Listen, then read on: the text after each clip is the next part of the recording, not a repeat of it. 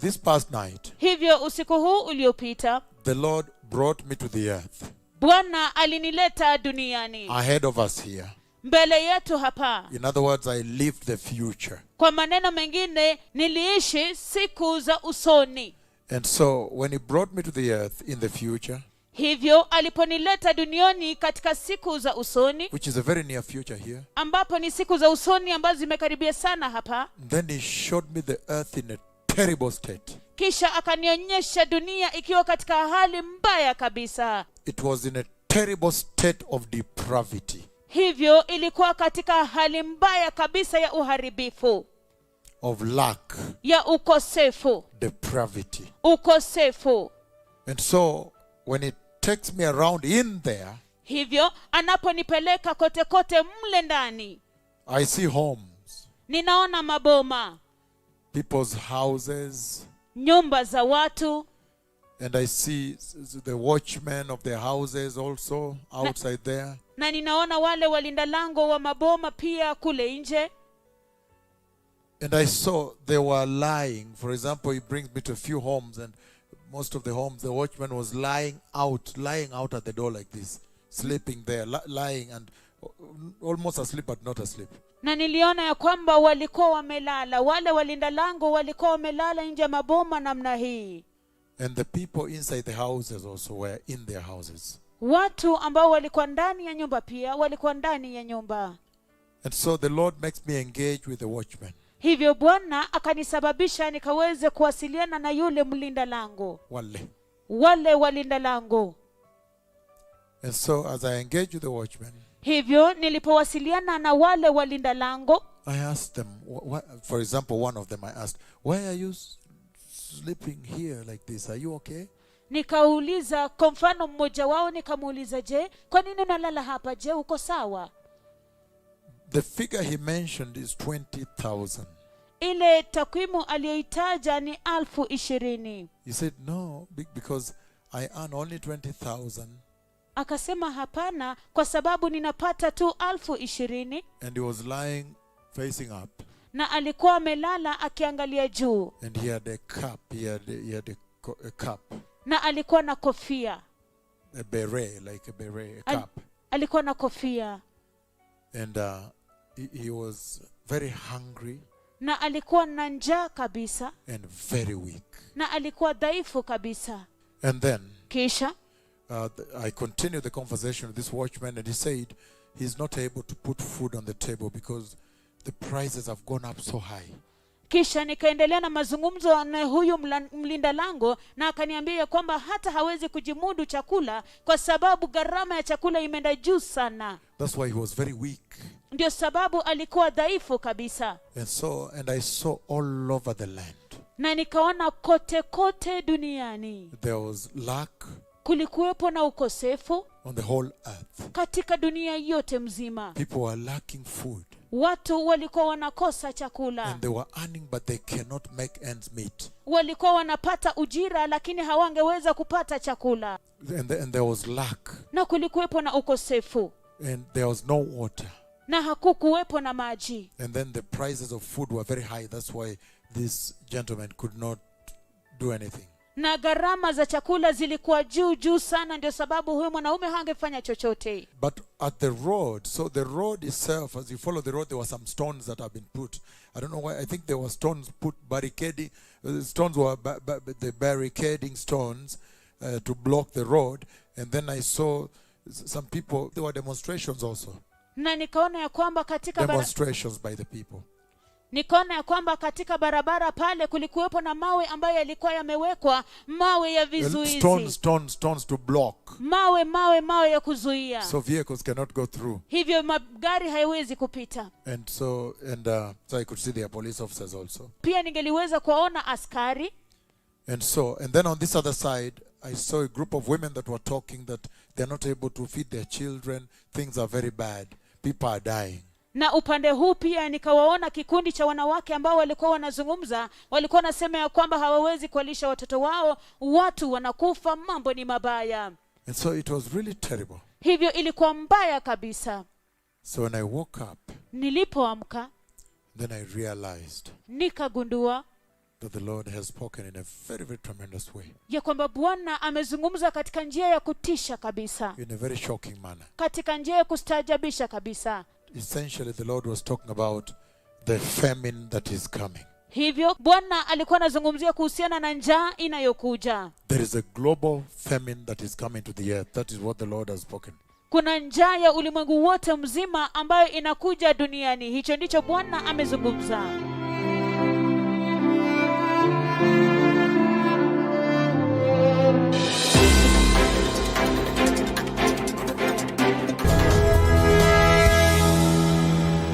Rising food prices from grains to cooking oil, the price of basic staples skyrocketing across the globe. The reason for this is the war in Ukraine and droughts fueled by climate change. For countries, this is an alarming situation. Price hikes are worsening food crisis, fueling protests in several countries across the world. There is a global famine that is coming to the earth. There were demonstrations also.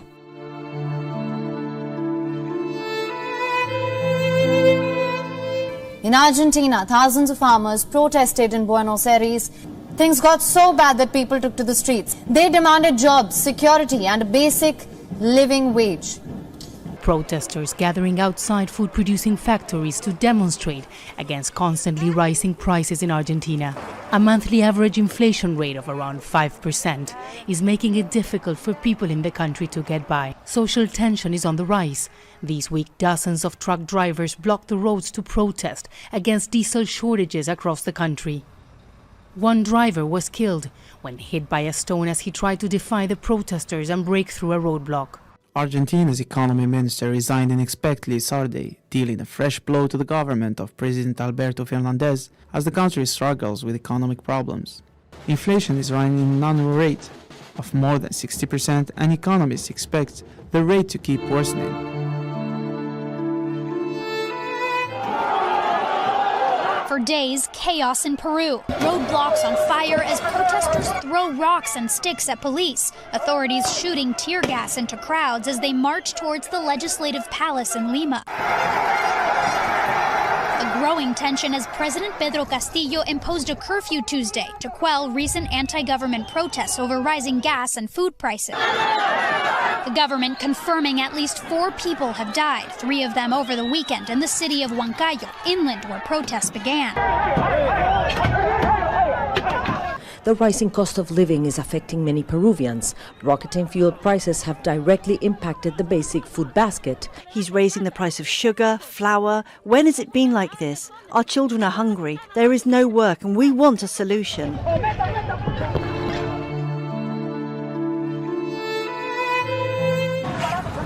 Panic has replaced peace on the streets of Ecuador's capital.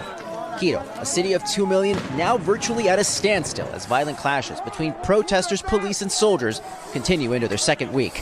Today, demonstrators have set fire to tires, creating a haze in the midst of the chaos. Thousands of protesters are demanding gasoline prices be cut by 45 cents to $2.10 a gallon. Similar price controls on food products, attempts at negotiation have failed, and with each passing day, tension grows. Police fired tear gas at demonstrators. Since the protests began, 3 people have died and hundreds have been injured.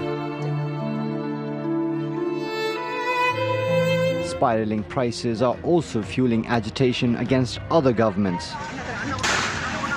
In Sri Lanka, residents are grappling with power outages, shortages of food and medicines, as well as a sharp drop in the value of the local currency. Sri Lanka is facing its worst financial crisis since becoming independent in 1948. People here can't get basic goods.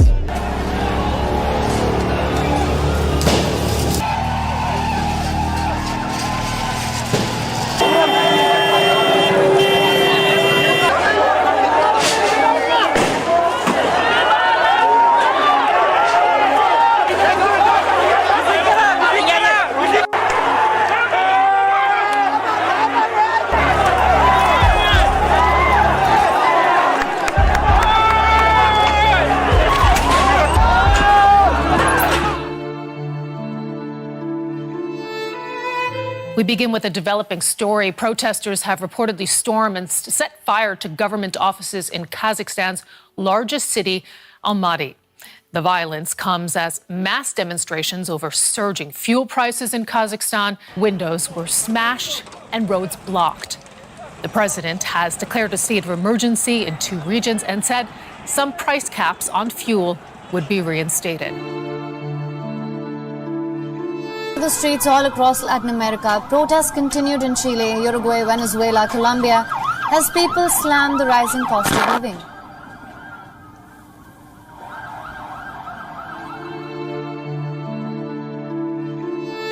In Greece, thousands took to the streets, their complaint same: a surge in energy and food prices. Greece's annual consumer inflation accelerated to 8.9% in March, hitting its highest level in over 27 years.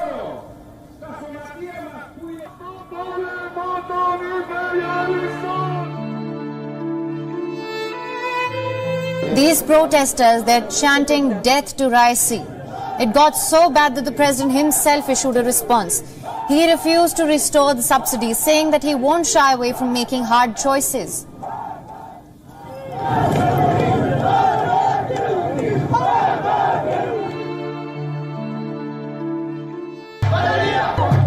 In Sudan, protests escalated into violence. A protester was shot and killed in the Sudanese city of Madani as demonstrators marched across the country to protest a military coup.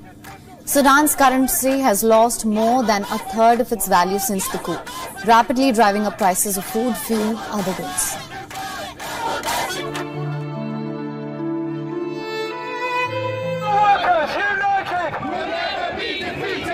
Not deterred by an overcast London, thousands of people travelled across the country to be here, protesting against the inaction they see in tackling the cost of living crisis.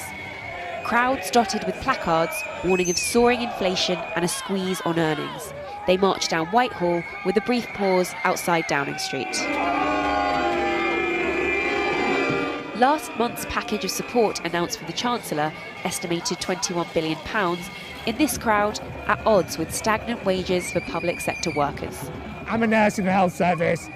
Colleagues are leaving because they can't afford to work. Their bills are going up. They're having to pay for parking in hospitals again.